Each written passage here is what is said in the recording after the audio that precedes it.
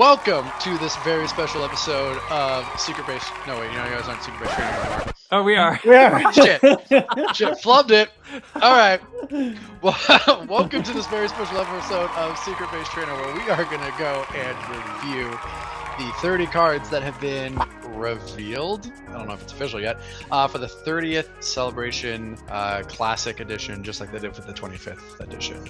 Run-on sentence. This is going to be the Alex show. We're not going to say anything. He's got the opening, the middle, and the conclusion here. Nice intro.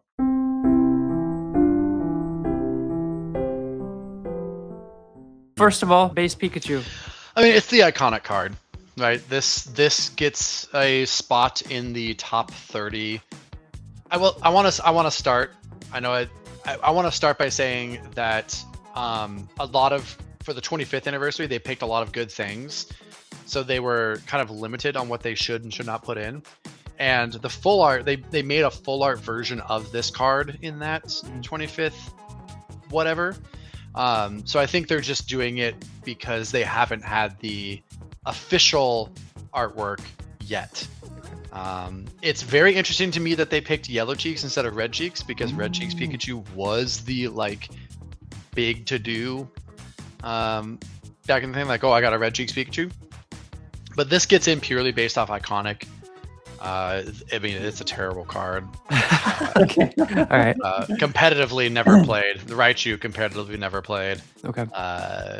Back in the day. So like this card gets in on iconic alone. Okay. Next, Charizard, also base.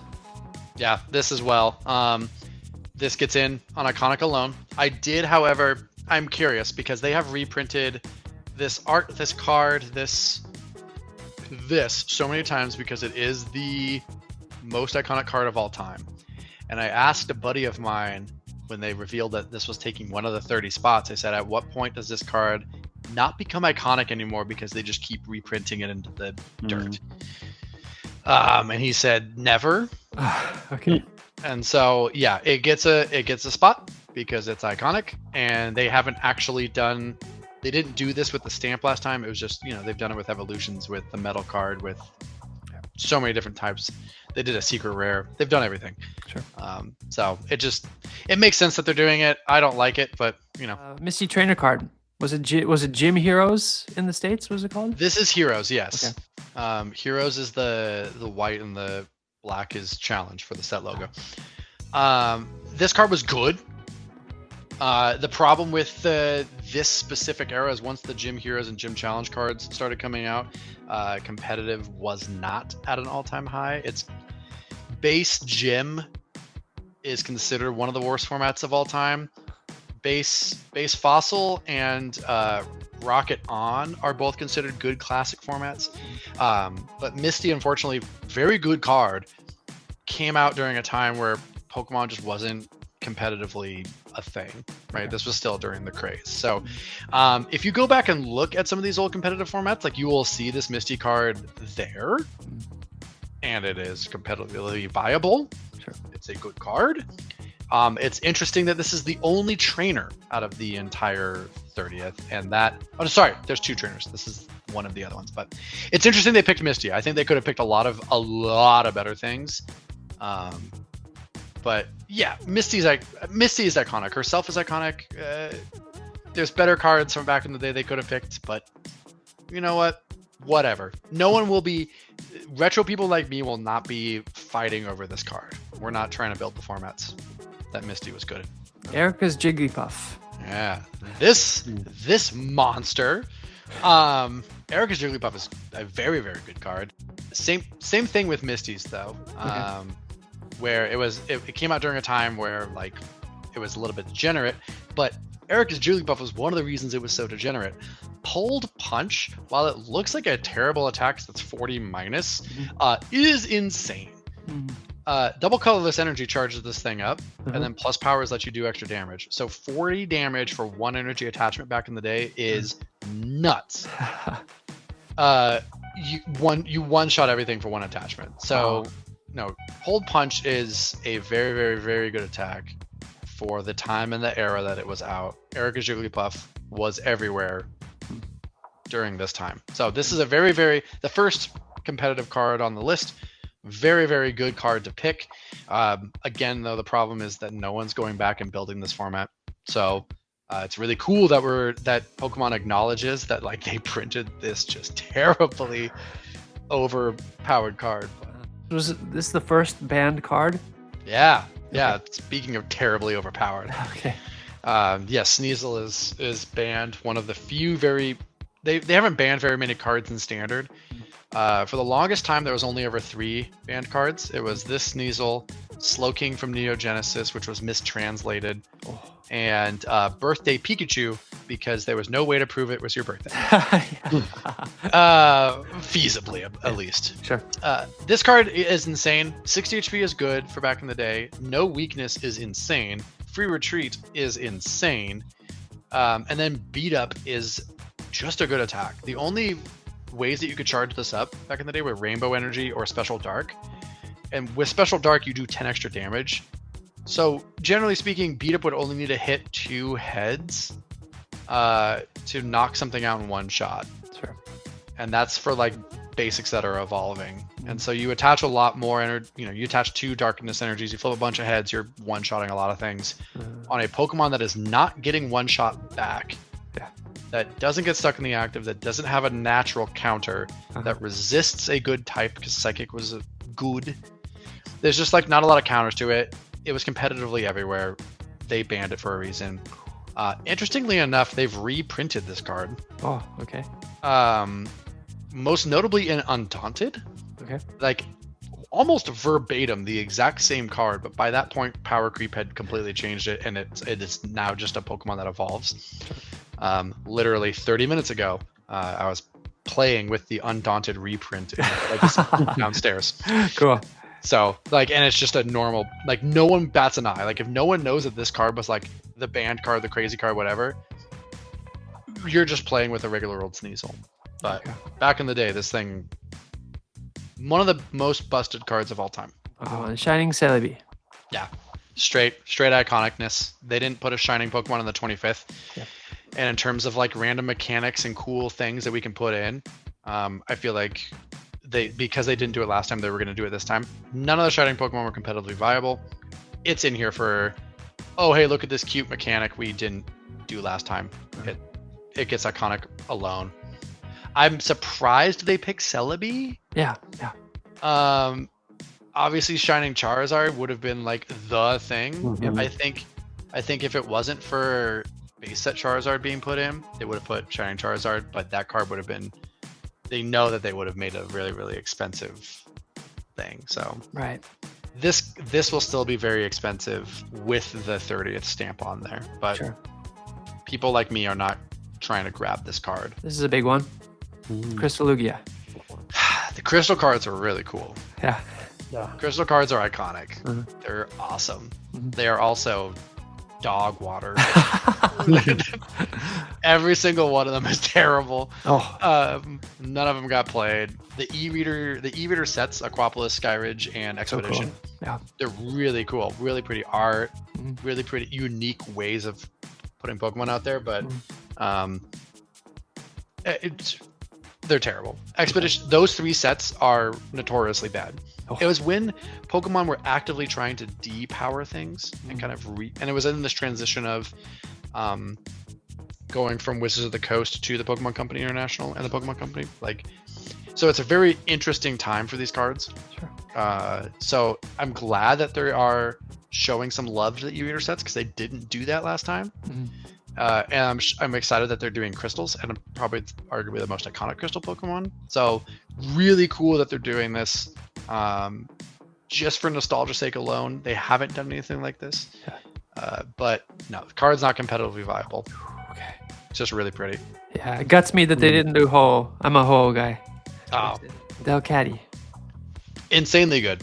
Okay. This card's was featured in almost any deck in the 2004 format. My surprise is that in the 25th anniversary, they did Luxray and Garchomp level X together. And that's one of the most iconic decks of all time, Luxchomp from 2010. Delcatty was always paired with Magneton from Dragon. because Magneton lets you get energies back from the discard, and then Delcatty said put them back in the discard, draw cards. And since that format's kind of slow and you could set up both things on your bench, that was like your main draw engine for a lot of decks. Nowadays, we see this effect in Lunatone and Solrock in fighting-based decks. Like this is like an effect that persists. So I'm stoked that they printed this Delcatty. It's competitively viable. Anyone built in 2004 will now have ease of access to Delcatties. This Delcatty was reprinted, so like we have another printing of it. But it's weird to not see it with Magneton. Yeah. I would have liked to see them also reprint Magneton. So that kind of begs the question for me then, why, like you said, the 25th, we were seeing competitive pairs before. Why didn't they do the Magneton with this time? I think they were trying to fit in some mechanics, like with the Shining Celebi, with the Lugia, stuff that they hadn't done before. Okay. And they probably just ran out of spots. Okay. I would have loved to be in on those conversations and hear what they have had to say about like why. Like you could argue that Delcatty is more important than Magneton, but okay. Delcatty, you know what? Delcatties are rare in a holo. Magneton was not. Okay. So bad news, and likely Magneton isn't by itself going to be iconic enough that we'll see it maybe in like a 35th or something. No. Okay. Although if they do this again, and I think a lot of us retro heads would like them to do a special set like this where we get more than 30 cards and some trainers. Sure. Oh, if they did one with the big one that they missed, this amongst all the retro heads, we were saying the biggest miss of all of it was Holon Transceiver. Oh, okay. That was a card that a lot of retro people like. It's 4 of in every deck from 2006 to 2007, and the card itself is impossible to find. They're $20 a piece.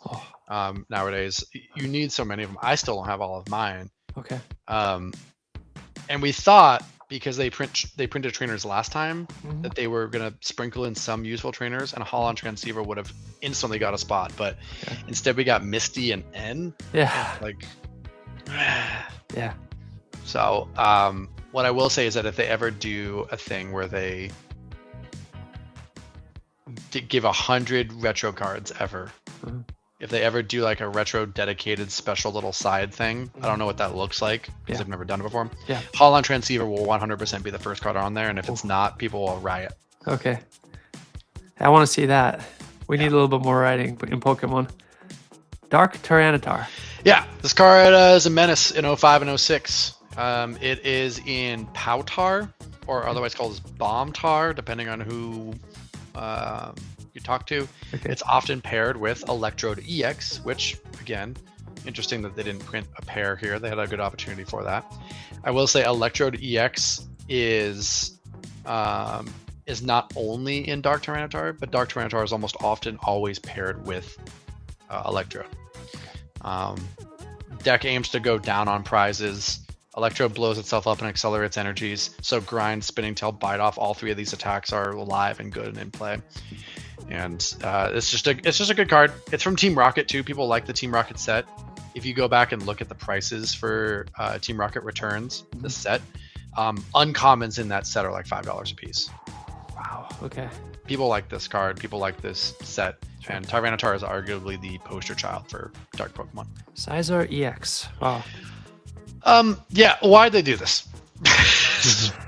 Why this card? This card's good in 2007. Okay. It's a good card. Don't get me wrong. We have it built downstairs. I have a playset of these hanging out downstairs. Cool. It is not a poster child. It is not iconic. It's a good deck, but it's like not the best thing ever. And in terms of EXs, so many better ones to pick. So many better ones. Like I said, Electrode. They could have just done Electrode. Yeah. You know? Sure. So it's very interesting that they printed Scizor. Yeah, not a lot to say. It's a good card. It's a good card in a format that no one plays. So if you had to speculate, why do you think was that? Was it because it's a steel type Pokemon, or was there something about this that in their development room they're saying this is it? I think they wanted to put an EX Pokemon in here, and they didn't want to make it too similar to other things, and this was like the most out there thing. Okay. I think if they wanted to pick like iconic EXs, like I said, Electrode would have been a good one. Sneasel EX would have been a good one, but they already have a Dark Rockets Pokemon, so I get that. Okay. Arcanine EX would have actually probably been a really good one to pick because that was very iconic in the 2006 National Championships. Sure. Yeah, I don't know. I have no idea. Okay. But whatever. Okay, Delta Metagross. Delta Metagross is a good pick. Okay. This is awesome. Cool. Yeah, great. I'm glad that they showed some love to Delta because last time it was the Gardevoir EX that got the reprint. So cool that they picked another Delta Pokemon. Metagross in itself was the featured Pokemon in Meta Knight. Okay. Is the name of the deck. Cool. It's Metagross and Dragonite. Cool. Dragonite accelerates lightning energies from the discard, and Metagross discards lightning energies to do more damage. They have a nice synergy with each other. It's a very good deck from that era. Iconic. Great choice. No notes. Cool. Okay.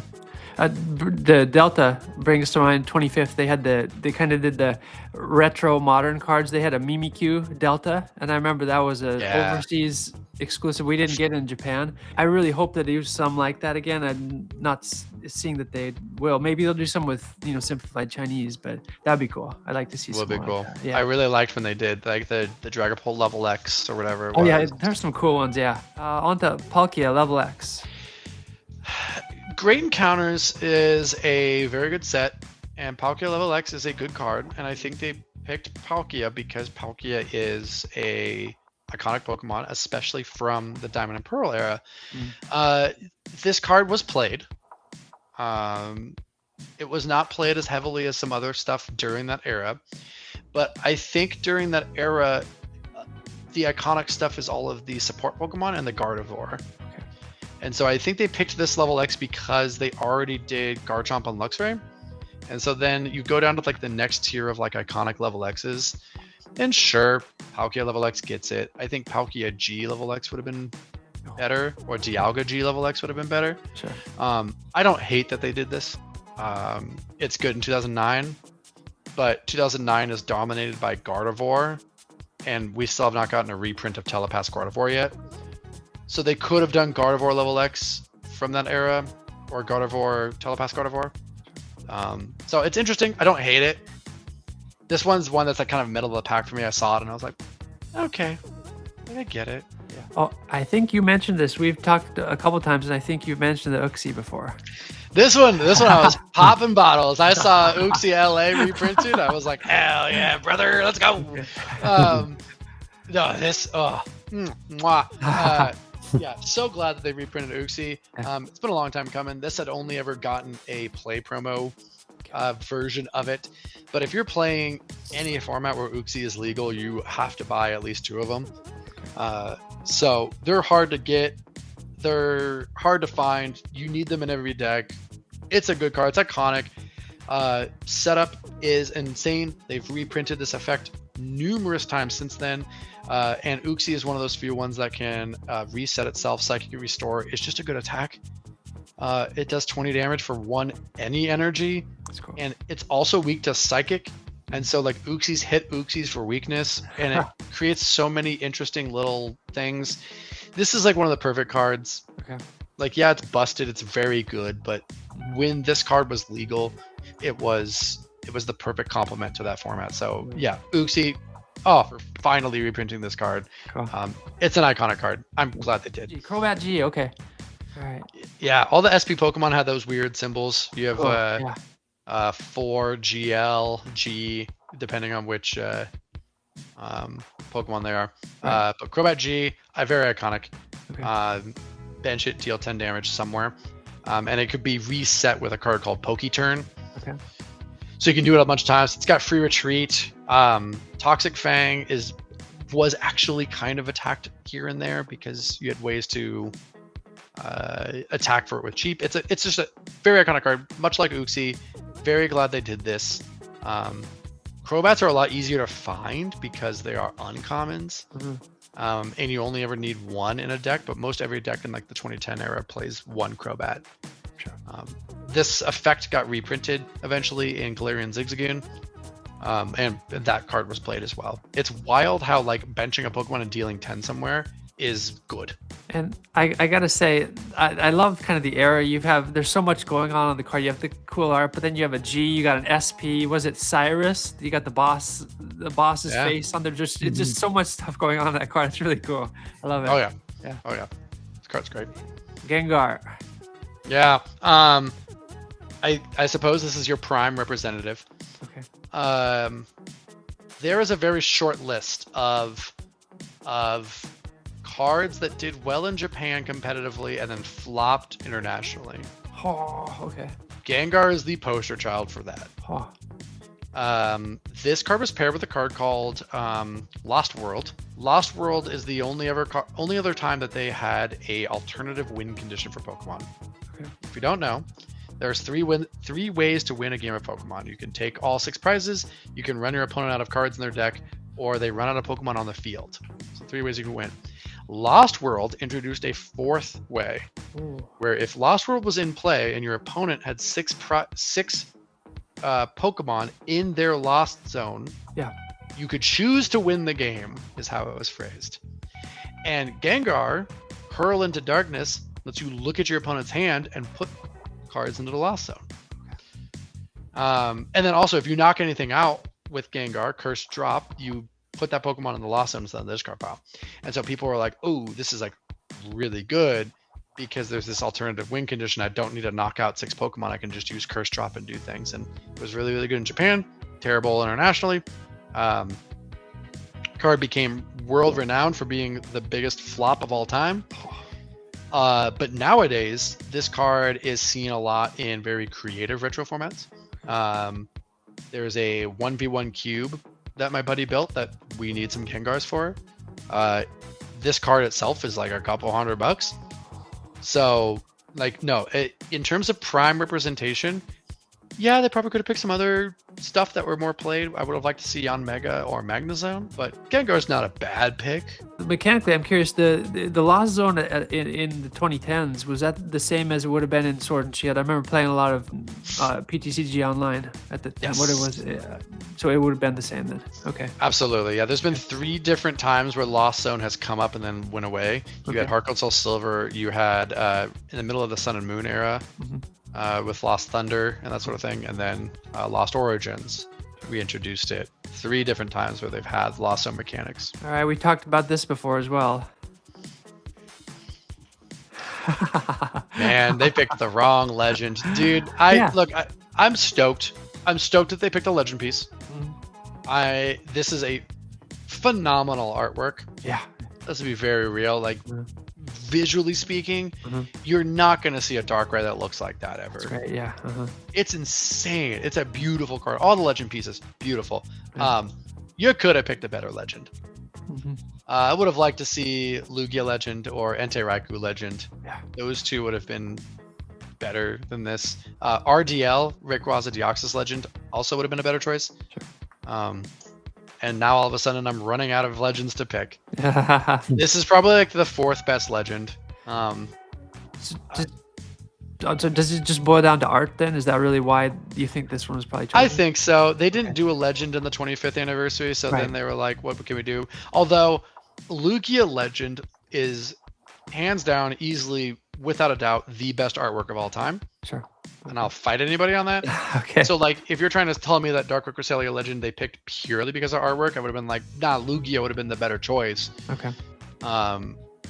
But, you know, they picked a legend because they didn't do it last time. Okay. They picked this one. It's fine. Moon's Invite's a good attack. All right, and then fan favorite, N. Yeah. Cool that they reprinted it. Cool that they're reprinting it as a full art. This card has been reprinted 8, 9 times. I don't know. It's lost count. Okay. They've reprinted this so much. So when you do retro stuff, you don't need ends. So they reprinted this purely on Iconic alone. Yes, it is insane and very, very good. All 3 times this effect has existed in Rocket's Admin, N, and Iono. Heavily played. This one's getting the Iconic nod, though. Yes, it's competitively viable. Yes, it's in every deck when it's legal. But the full art, it's getting it for Iconicness because it's the first full art trainer.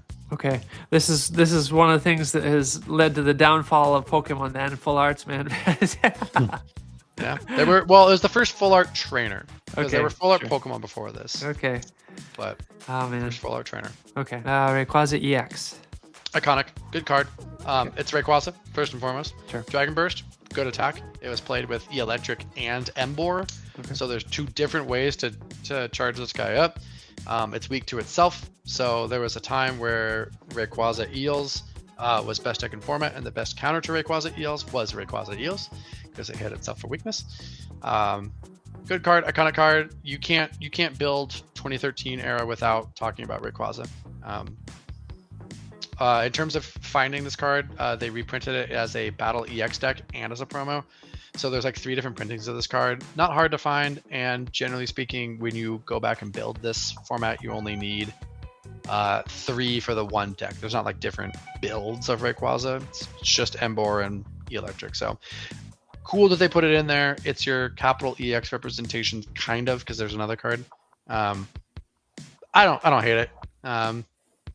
I think it's a good, accurate representation of the times. Baton touch to the other EX then, Genesect. Yeah, Genesect.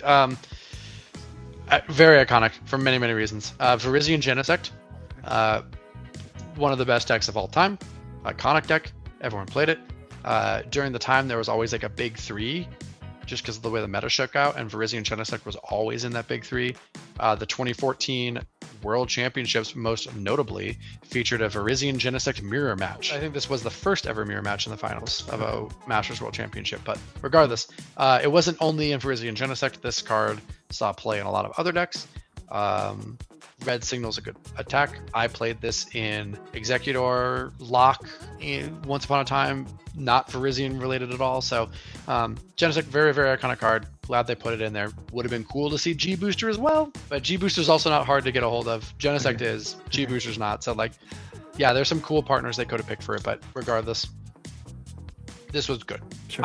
I will say, as a person who needs support Pokemon, if you're gonna pick an EX from Plasma Blast, it's not Virizion, it's not Genesect, it's Jirachi EX. I wish they would have done Jirachi EX because that card's hard to find and I need like 20 of them, but okay. You know. Sure. Yeah. Maybe see you in 5 years. Yeah, hopefully. On to Megas. Mega Gardevoir EX. This is the wrong Mega. Yeah. Sorry. Sure. Mega Rayquaza the last time around, that was the right Mega. The next best Mega would have been Mega Manectric. Straight up. Okay. Hey, Alex, you're missing the most important part of the energy icon there in the top right corner. It got my fairy representation. I'm excited. It is. And that's also cool. Yeah. There are way better fairy types you could have picked too. Like it's a bummer, man. That's too bad. Despair Ray Gardevoir, Mega Gardevoir, would have been better. Not only was that Gardevoir like more talked about, more played, that one's dual type. Sure. And so you would have had a really cool opportunity to highlight a dual type thing with like the cross printing and everything. So they needed a Gardevoir because Gardevoir things, right? Like you need a Gardevoir in a set if you want it to sell. So like whatever, but this is not even like the close to the correct Gardevoir. Like print the Telepass one from 2009-2010 era, or print the Despair Ray one, or print the GX. This is just like the wrong Gardevoir to print, and it's a bummer that they picked this one. It honestly is. It's a bummer. So why do you think they chose this one? I'm curious. Gardevoir. I think they needed to do Gardevoir, and I think you're right. They needed to do Fairy, and I think they needed to do Mega, and they had so many options that they were just like, what if we just did all of those at once? But also, they could have done the dual type one, which is also Fairy type. So, okay, what are we doing here? Yeah, Ninja Break. Great card. Okay. Iconic. In terms of all of the decks that I have built downstairs, this is one of 2 that I have built across 4 different formats. Oh, wow. It was always in the top 8 best decks, no matter when it was legal. Okay. It never won Worlds. It got 3rd at Worlds in 2016. Okay. So it's always a very solid card. In terms of the breaks, this is the break you pick. You either pick Greninja Break or Trevenant Break. Zoroark Break maybe, but they didn't do a break last time, and right. So you're printing one of those 3, and Greninja's a popular Pokemon, good card. This is perfect. This is a great way to represent the history of Pokemon. Solgaleo GX. Yeah, very interesting that they picked this. There are some more GXs on the list, but this card, Sunsteel Strike Ultra Road, not overly played. The promo Solgaleo with Turbo Strike that accelerated energies was arguably more played than this Solgaleo. Okay. I feel like they're picking this based off iconic Sun and Moon. Yeah. We needed a poster child type things. Sure. If you're gonna pick a GX, if you wanted a metal GX, you would have picked Metagross. That card was more iconic than this, but yeah, I feel like you're getting it just because they wanted a Sun and Moon legendary. Buzzwole GX. Yeah, this one you're right back in that competitively viable stage. Crimson Invasion is famously one of the worst sets of all time. However, it gave us Buzzwole GX, which was dominant. This thing was everywhere. Okay. Right during that era, the Crimson Invasion, Celestial Storm meta before Zoroark GX came out, if you couldn't beat Buzzwole, why are you even bothering? Card's iconic, amazing, good. Okay. No notes. Glad that they reprinted this. They had this version and a promo version and a shiny version, so like it's not hard to find this card, but okay. It's a good card, very good card. Okay, All 3 attacks. Okay, so sorry, we got to keep going, but I got a question for you. Power creep aside, the best Buzzwole GX deck at the time versus my boy Roaring Moon, who would win?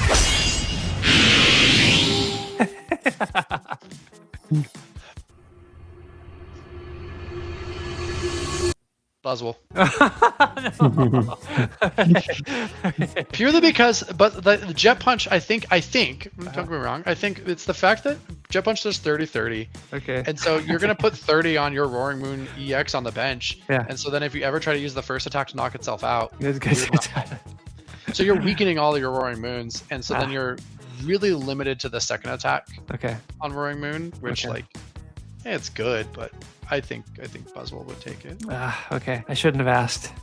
All right. We can go downstairs and test it right now. I will go grab a Buzzwole. I will grab the best Buzzwole deck downstairs and put it up against Roaring Moon. We got both those. Let's go. We can try. The next card on the list, Pikarom GX.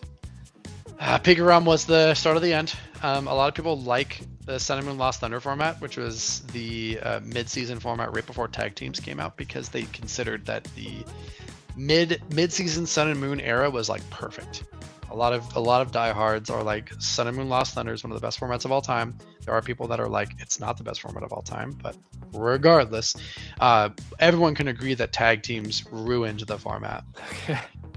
So Pikarom is a good pick for those. Like there's a lot of options you could have picked for iconic tag teams, but Pikarom arguably was the best.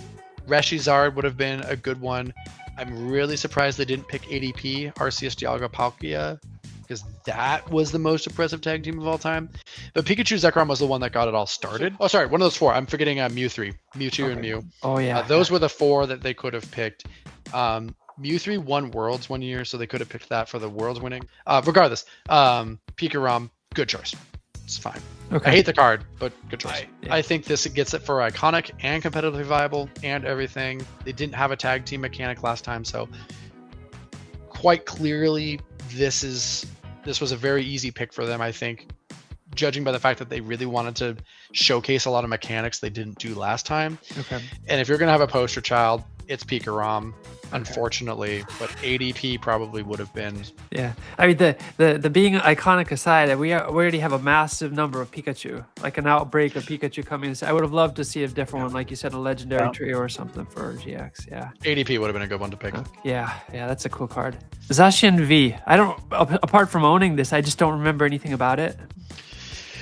This is actually a reason why they should have picked ADP, because ADP Z, the deck, ADP Zacian, was one of the best decks of all time ever, regardless of every period ever. Okay.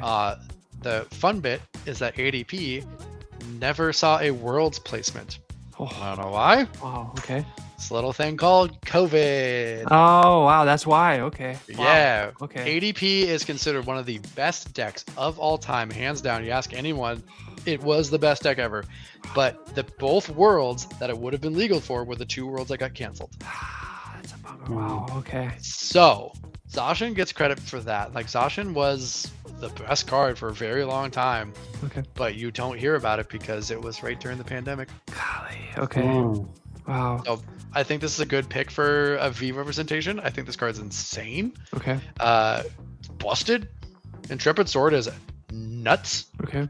A nuts ability, and a good attacker. Everything about this card's insane. No, they hit the mark here. The problem, like in terms of replayability, there's a billion printings of this card. Sure. It's not hard to find. They're 50 cents a piece. Yep. But it's iconic because it's the poster child of, it's a box art, it's a legendary, it's everything. This is the perfect card to celebrate. I agree very much with this. Raikou. Yep. They wanted to do, I think, like I said, they really wanted to showcase a lot of the mechanics. So this was the amazing rare mechanic. Sure. Outside of Yveltal and Rayquaza, this was probably one of the more played ones. Okay. So I this was good in Lost Box. It was good in Lugia. It was played. Okay. So good choice for the amazing rare because they already picked a Rayquaza for someone else. Okay. So no, I think this is perfectly adequate. Okay, Mew VMAX. Yeah, I knew we were coming to this. Yeah, this is a no-brainer. This is one of the most iconic. The card that would never die. Okay. They printed 1.5 billion counters to this card. A card that literally just said like, knock out your opponent's Mew, and Mew didn't care. Like, this card was always competitively viable. Always, always, always. It was a terror for 3 years. Okay. No, it made sense. Like, people were like, oh man, Mew again, whatever. But like, also, like, yeah, this card is iconic, and it's 5 years since this card came out now, which is mind blowing. But yeah, this made sense. Arceus V-Star. Much similar to Mew, this card was always competitively viable. Arguably the best V-Star of all time. You could make a case that Regidrago and or Palkia are the best V-Stars. But no, Arceus was always a thing. I recently did an exercise where I tried to see how many decks I could build from each format without like really making it bad. That's what sparked the 64 decks legacy decks we have downstairs. But it was really easy to do Sword and Shield block because it was Arceus plus random VMAX, and I think I got like 20 decks out of it. Arceus is just a good card. Everything about this card is amazing. And finally, I hate this so much. I hate that this is the last one we're going to talk about. Magikarp AR.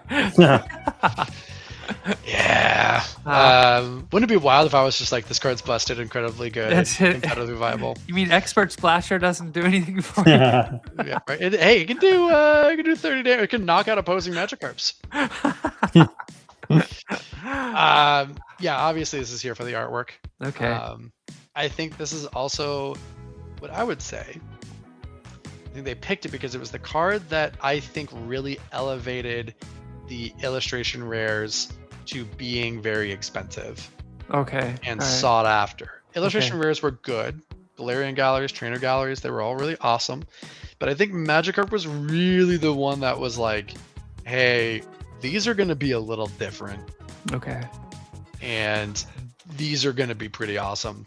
So I think that's why they did it, is because it really highlights what IRs are, what they can be. Okay. So I don't necessarily have a problem with it. Much like the Crystal Lugia, it's here for artwork alone. Yeah. And will be hard to find and expensive. Okay. I'm feeling like, looking back, you got there. Pokemon is so large, you can't cater to one particular group. There has to be some democratic process to it. So you got a nod to the competitive, you got a nod to the casuals, you got a nod to the hardcores, and then like with Magikarp, you got a nod to the scalpers. So like everyone gets a little bit of love for you. So fair play. Yeah. Fair play. Awesome. Okay. Yeah, they're covering all the bases. Absolutely. You know what? All in all, selfishly, I think they could have done some other things that I would have liked to see. Yeah. I would have liked to see Shaman EX. I'm glad they did Uxie because that's, close enough. I would have liked to see some more trainers. I get that that's not everyone's cup of tea. And that's where, like you said, they have to cater to everybody, but they're going to start with Pokemon first to make it easier to digest. Yeah. I would have liked to see Junk Arm, Pokemon Collector, Holland Transceiver, the stuff that all of us are begging for. Yeah. All in all, as a whole body, I think they did it. If the goal was to accurately portray the Pokemon trading card game over 30 years, they did a pretty good job. Okay. And you talking to you, it makes me, I was already looking forward to getting it. It's going to be a massive set. For example, the base set is 103 cards. So the Pika ROM there is 160 out of 103 for the 30th. So it's going to be a ridiculous set. So I'm looking forward to collecting it. But I got to say, Alex, I just keep banging the drum. They also announced SAR versions of energies. And I'm holding out with my heart of hearts, just really hoping that we get a fairy energy as well, because I looked, fairy energy was in the card game for 8 years, and even on this 30th anniversary website, in the opening video, they got the energy mark. Every time they have like a world championship series, any merchandise, to this day, the Japanese official 9-page sleeves on the side there, all the energies there, including fairy energy. Fairy is firmly in the psychic type category at this point, and they're not, Shame. I would hold out for 30th. 35th. I really want to, because like if I wanted to go back and get like a set of the gold UR energies, like Sun and Moon was the last time they did it. Everything is really expensive. You can't go back and get a set without paying hundreds of dollars. Yeah. But yeah, like you said, it looks pretty cool. And you're Alex, I gotta say, you're doing a much better job of hyping the set for me than Pokemon has. I mean, now I kind of understand the backstory behind a lot of these. That's really cool. I appreciate hearing all that. I think that's the idea, is that this set really caters to people like me, and like newer players are going to be like, yeah, but like what about the artwork? What about the IRs? Like that's what the scalpers and everything are going to, and that's what happened with the 25th one too. Okay. Like people looked at the Cleffa and they're like, why would I ever want this like stupid baby Cleffa or whatever? And I'm like, man, I want about 50 of those. So sure, that card's busted. So, okay, makes sense. Cool. So GM, anything on your side? No, that was great. You want to close us out, or? No, go for it. What are you doing? You're just chilling over there, okay? Yeah, enjoying the show. Okay. Oh, well, that was a lot of fun. So this is a little bit different than our usual State of the Games. We'll be back pretty soon, likely with another State of the Game. We'll cover everything that's going on in competitive. But thank you for stopping by. I know everyone is excited for the 30th. I'm curious. I kind of, in my mind, I'm formulating, of course, being a master set collector, I want to get everything, but I'm kind of formulating a couple things that I specifically want, maybe for decks, following in Alex's footsteps. So if you like the 30th, if there's something you're interested in particularly, let us know in the comments below. I'll be back again with Alex for another State of the Game very soon. Thanks for stopping by, Secret Base Trainer. Secret Base Trainer.